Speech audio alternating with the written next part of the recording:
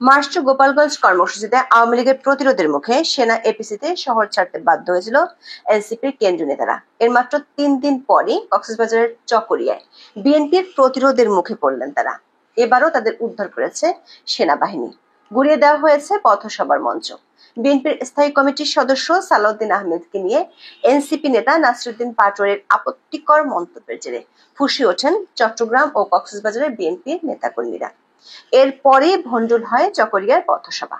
সেখানেও বিএনপি সমর্থকদের পেটাতে দেখা গেছে সেনা সদস্যদের। প্রশ্ন উঠেছে, সেনাবাহিনী কি একমাত্র এনসিপি নিরাপত্তায় নিয়োজিত বাহিনীতে পরিণত হলো? গোপালগঞ্জে নির্যাতন থামানোর জন্য দেশ বিদেশের নানা আবেদন উপেক্ষা করছে সরকার, অথচ সেনা পাহারা দিয়ে যাচ্ছে কিংস পার্টি এনসিপিকে। প্রশ্ন হলো, সেনা পাহারার মধ্যেও কিংস পার্টি এনসিপির সভা সমাবেশ ভণ্ডুল হওয়ার যে নজির তৈরি হচ্ছে, সেটি এই দলটিকে কোথায় নিয়ে যাচ্ছে? মাঠের রাজনীতিতে যেখানে মাঝারি শক্তির কোন দলকে মোকাবিলার শক্তিও এনসিপির নেই, সেখানে তারা একই সঙ্গে দেশের প্রধান দুই দলকে শত্রুতে পরিণত করে কতদিন টিকে থাকতে পারবে? বিস্তারিত জানতে চলুন যাওয়া যাক বিশ্লেষণে।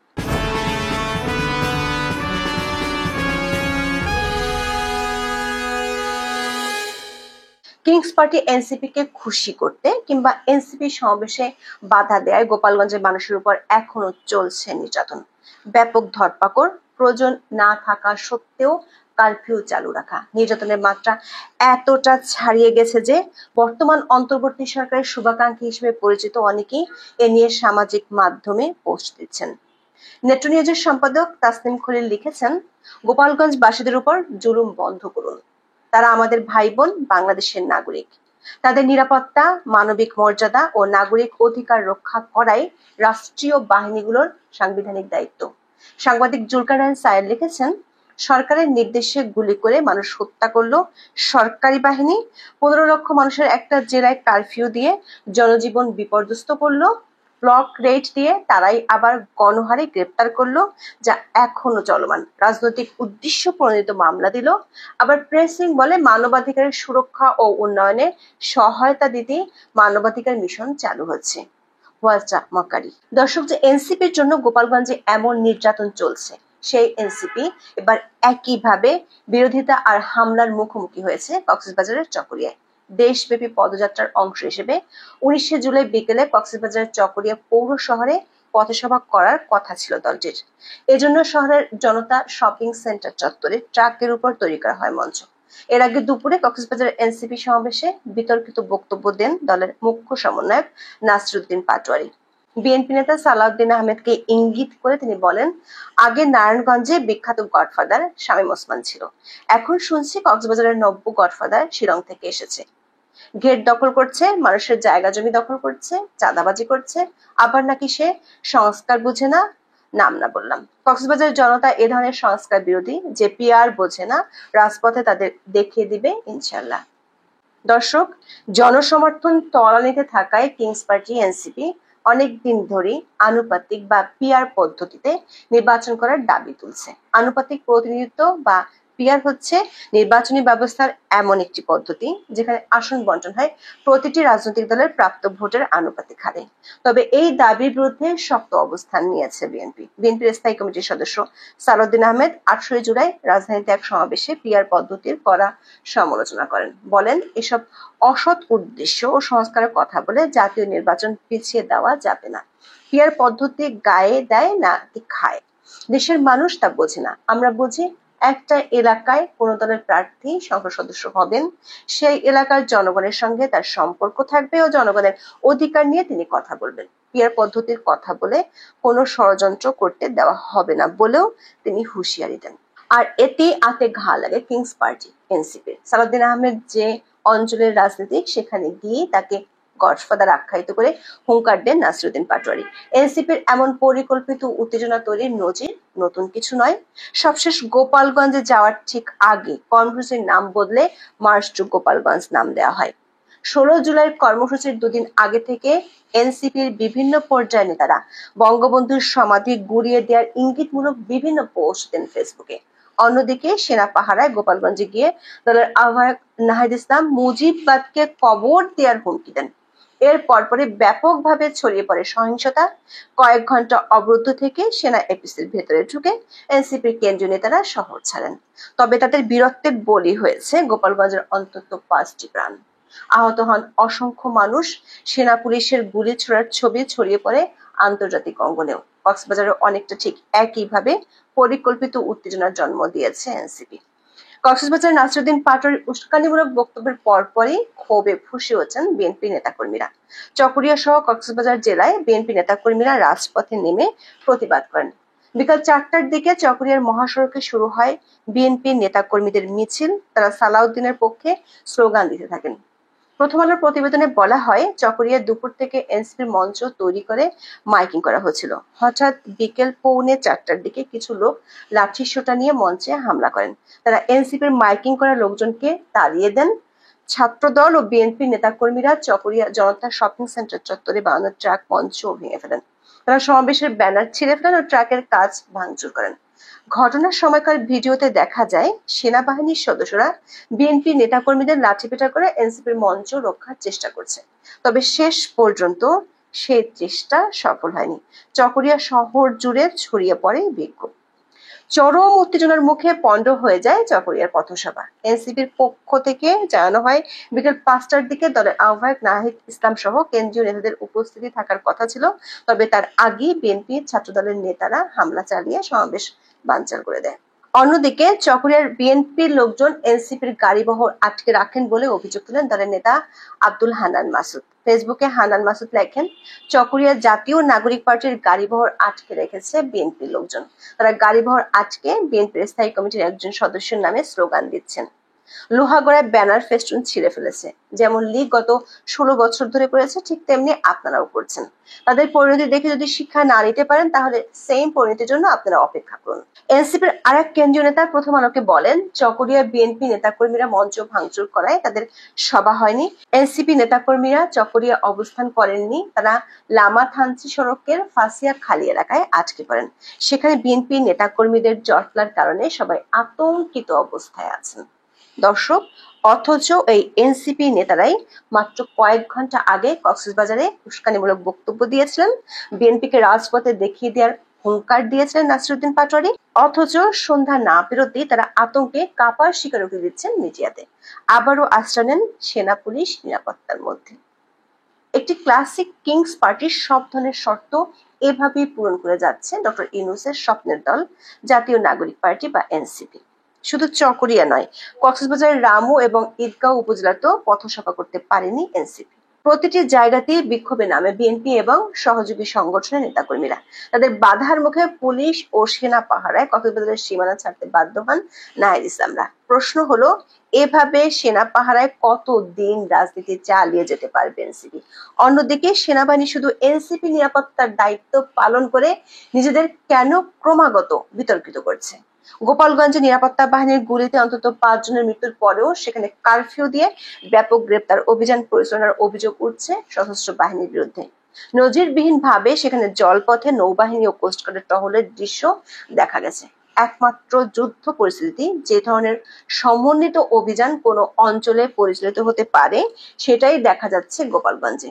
এনসিপি নেতাদের নিরাপত্তা নিশ্চিতের সময় অন্তত 5টি হত্যাকাণ্ডের দায় কার, সে প্রশ্নের জবাব এখনো পাওয়া যায়নি। ময়নাতদন্ত ছাড়াই দাফন ও সৎকার করা হচ্ছে 4 জনের মরদেহ। এ নিয়ে দেশে বিদেশে ব্যাপক সমালোচনার মুখে স্বরাষ্ট্র উপদেষ্টা জাহাঙ্গীর আলম 19 জুলাই দাবি করেন, নিহতদের মরদেহ স্বজনেরা নিয়ে যাওয়ায় ময়নাতদন্ত করা যায়নি। প্রয়োজনে মরদেহ উত্তোলন করে ময়নাতদন্ত করা হবে বলেও জানান উপদেষ্টা। বিস্ময়কর হলো, এখনো তিনি ব্যবহার করছেন প্রয়োজন হলে শব্দ। অথচ একটি অত্যন্ত স্বাভাবিক আইনি প্রক্রিয়া হিসেবে এ ধরনের ঘটনায় নিহতদের ময়নাতদন্ত করতে কর্তৃপক্ষ বাধ্য। দর্শক, আমরা দেখতে পাচ্ছি কিংস পার্টিকে রক্ষার জন্য সব ধরনের নিয়ম কানুন ছুঁড়ে ফেলেছে সরকার। গোপালগঞ্জে নির্বিচারে গুলি বর্ষণের দৃশ্য ঢাকার কন্ট্রোল রুম থেকে জুসের গ্লাসে চুমুক দিতে দিতে উপভোগ করেছেন সরকারের অন্তত 2 উপদেষ্টা। গর্বিত ভঙ্গিতে সেই ছবি আবার ফেসবুকে পোস্ট করেছেন বহুল বিতর্কিত উপদেষ্টা আসিফ মাহমুদ। প্রশ্ন হলো, এসব ঘটনা আগামীর জন্য কোন ধরনের নজির তৈরি করছে? বন্দুকের নলের শক্তিতে এনসিপি কে পুনর্বাসনের চেষ্টায় কতটা সফল হতে পারবেন ডক্টর মোহাম্মদ ইউনূসের সরকার? এখন এই পর্যন্ত। সবাই ভালো থাকুন, সুস্থ থাকুন, নিরাপদে থাকুন। দেখা হবে আগামী পর্বে।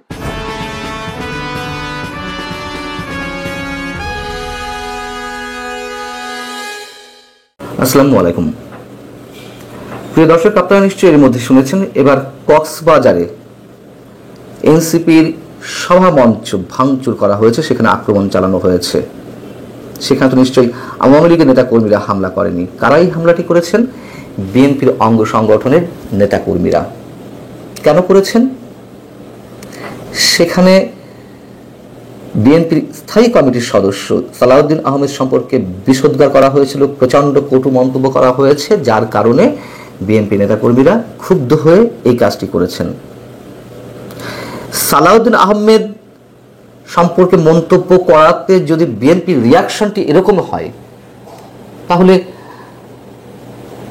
এই বাংলাদেশের স্বাধীনতা সংগ্রামের নেতৃত্ব দেওয়া বঙ্গবন্ধু সম্পর্কে যদি দিন রাত কটু মন্তব্য করতে থাকে, তার স্মৃতিচিহ্নগুলো মাটির সাথে মিশিয়ে দেওয়া হয়, তার সমাধি স্থলও যদি মাটির সঙ্গে মিশিয়ে দেওয়ার হুমকি দিয়ে থাকে, তাহলে আওয়ামী লীগের নেতাকর্মীদের রিয়াকশনটি কেমন হওয়া উচিত? আমি কোনোভাবে কোনো হামলাকে সমর্থন করছি না, না গোপালগঞ্জের যে সন্ত্রাসী হামলা সেটিকে, না কক্সবাজারে এই হামলাটি।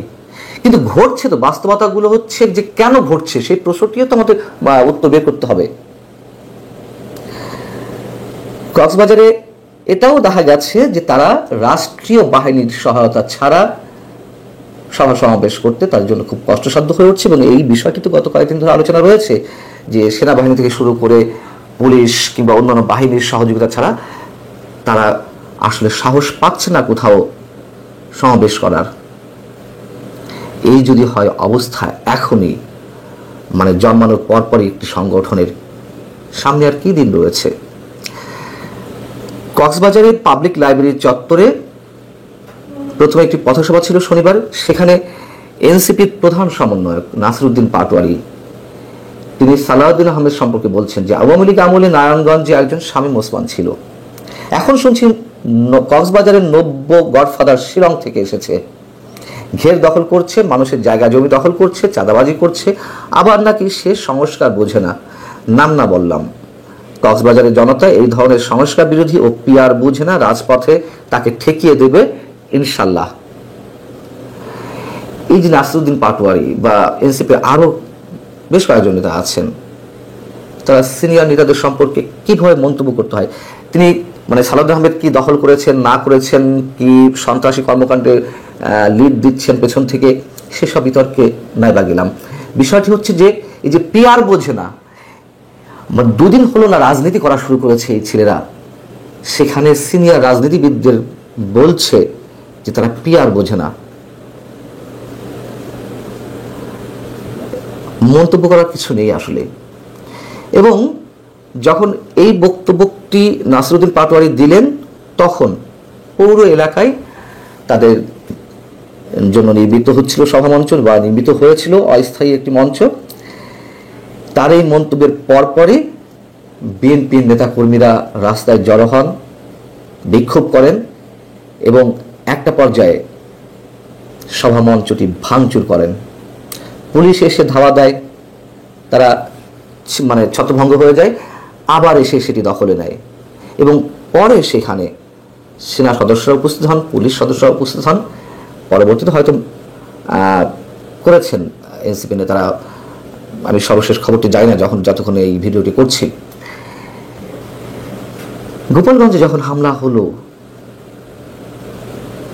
এবং রাষ্ট্রীয় বাহিনীর গুলিতে 5 জন মানুষ নিহত হলেন, তারপরে বিএনপির প্রতিক্রিয়াটি কি? আমরা তো আওয়ামী লীগের নেতাকর্মীরা হামলা করেছে সেটির নিন্দা জানাচ্ছি, সেটি কোনোভাবেই সমর্থন করা যায় না, কিন্তু পাশাপাশি যে 5টি মানুষ নিহত হলেন সরকারি হিসাবেই এবং অসংখ্য মানুষ আহত হয়েছেন, তারপরে গত 3 দিন ধরে কি ঘটছে? গোপালগঞ্জে আতঙ্ক সৃষ্টি করা হয়েছে। 144 ধারা তো জারি রয়েছেই, পাশাপাশি কারফিউ চলছে, কয়েক ঘন্টার জন্য মাঝে মাঝে তুলে নেওয়া হচ্ছে, আবার কারফিউ দেওয়া হচ্ছে, পুরুষ শূন্য হয়ে গেছে এলাকা। সেই সব নিয়ে বিএনপির কোনো ধরনের কোনো টু শব্দটি নেই। তারা কি বললেন? প্রথমে কি প্রতিক্রিয়া জানালেন রুহুল কবির রিজভী, বিএনপির সিনিয়র যুগ্ম মহাসচিব। তিনি বলছেন যে শেখ হাসিনার নির্দেশে গোপালগঞ্জে যুবলীগ, ছাত্রলীগ, এনসিপি নেতাকর্মীদের উপরে হামলা চালিয়েছে। শেখ হাসিনা বাংলাদেশের শান্তি, গণতন্ত্র, কথা বলার স্বাধীনতা চায় না, সে চায় রাজত্ব। হতে পারে, যা যা বলেছেন সবই সত্য কথা, কিন্তু যে মানুষগুলো মারা গেলেন বা যেই অরাজক পরিস্থিতি চলছে সেগুলো তো আপনারা নিন্দা করবেন, তা কেন করছেন না? এখন গোপালগঞ্জে যদি শেখ হাসিনার নির্দেশে হামলা হয়ে থাকে, কক্সবাজারে যে হামলাটি হলো, কক্সবাজারে এনসিপির সভামঞ্চ যে ভাঙচুর করা হলো, সেটি কাদের নির্দেশে হলো? কাদের নির্দেশে এখানে বাস্তবায়ন করা হলো? বিএনপির স্থায়ী কমিটির বৈঠক বসেছে গোপালগঞ্জে, যে রণক্ষেত্র তৈরি হলো গত বুধবার। সেই স্থায়ী কমিটির বৈঠকে কি বলা হয়েছে? গণ অভ্যুত্থানে পতন হওয়া আওয়ামী লীগ দেশে অস্থিতিশীলতা তৈরি করে ফায়দা নিতে চায়। হয়তো নিতে চায়, হয়তো তাদের কথাই ঠিক, কিন্তু এখন যারা অস্থিরতা তৈরি করছে, এই যে মানে বিএনপির কথা তো বললাম, এই যে হামলা ভাঙচুর বা তাদের বিরুদ্ধে যে চাঁদাবাজি কিংবা গুম তো নয়, খুনের অভিযোগ, এবং এনসিপি যা করছে, তাহলে সেই অস্থিতিশীলতাগুলো কারা তৈরি করছে? এর জন্য বিশেষ কোনো রাজনৈতিক দল দায়ী এককভাবে? মির্জা ফখরুল ইসলাম আলমগীর শনিবার একটি মন্তব্য করেছেন। তিনি বলেছেন যে অযথা বিলম্ব না করে রাজনৈতিক দলগুলোর সঙ্গে আলাপ আলোচনার মাধ্যমে সমস্যাগুলো চিহ্নিত করে দ্রুত নির্বাচনের ব্যবস্থা নিন, তার কারণ দেশের অবস্থা ভালো নয়। নির্বাচন দেরিতে হওয়ায় গণ অভ্যুত্থান বিরোধী শক্তি সুসংগঠিত হওয়ার সুযোগ পাচ্ছে। গণ অভ্যুত্থান বিরোধী কারা? মানে আওয়ামী লীগ, ছাত্রলীগ, যুবলীগ বা তাদের জোটে যারা ছিল, যে দলগুলো ছিল, তারাই। ঠিক আছে, কিন্তু এই কথা তো ঠিক,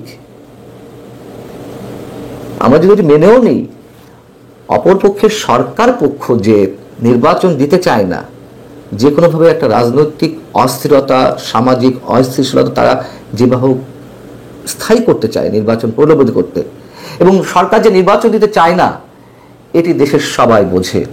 শুধু বোঝে না, বিএনপির জ্ঞানী, শিক্ষিত এবং অভিজ্ঞ রাজনীতিবিদরা এই জিনিসটা একটা গাধাও বোঝে দেশের এখন, কিন্তু বিএনপি বুঝতে পারছে না, কিংবা বুঝলেও না বোঝার ভাব করছে, অথবা বুঝলেও তারা বারবার ট্রাপে পা দিচ্ছে। আওয়ামী লীগকে ঠেকাতে গিয়ে তারা কখনো কখনো সরকারের সব ধরনের কাজকে সমর্থন দিচ্ছে, কিন্তু সমর্থন দিতে গিয়ে তারা যে বারবার নিজেরাই ট্রাপে পড়ছে। এবং কদিন আগ পর্যন্ত আমি বলেছি যে এই মুহূর্তে নির্বাচন হলে বিএনপি নিরঙ্কুশ সংখ্যাগরিষ্ঠতা বটেই অভাবনীয় সফলতা অর্জন করতে পারত। পরে এসে বলেছি যে তাদের জন্য দিনে দিনে কঠিন হয়ে পড়ছে। এখন সত্যি সত্যি এই মুহূর্তে এসে মনে হচ্ছে বিএনপি বোধহয় আর 18 বছর পর কেন, আরো কত বছর পর, মানে 2006 সালের পরে 18 বছর তো হয়ে গেছে, আরো কত বছর পর তারা ক্ষমতায় আসবে? আসলে এখন সে প্রশ্ন উঠছে।